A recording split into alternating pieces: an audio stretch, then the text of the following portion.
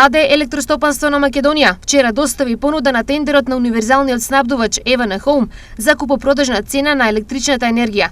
Таа изнесува 53 евра за мегават час за покривање на 100% од вкупно планираните количини, со што Регулаторната комисија за енергетика и водни услуги ги има сите неопходни податоци идната недела да ја донесе одлуката за цената на струјата во наредните 6 месеци, почнувајќи од 1 јули. Цената што е доставена на тендерот е за 5,35% пониска од 56 евра за мегават час, колку што ЕСМ и ја продаваше струјата на EVN Home во изминатите 6 месеци.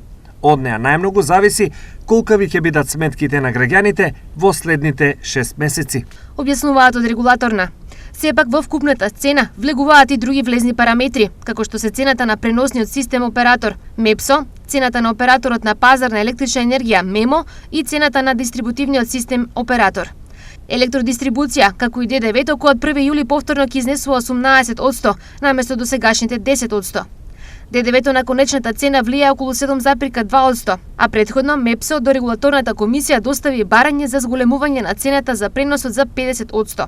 Електродистрибуција пак побара зголемување на цената за делот на дистрибуција за околу 30%.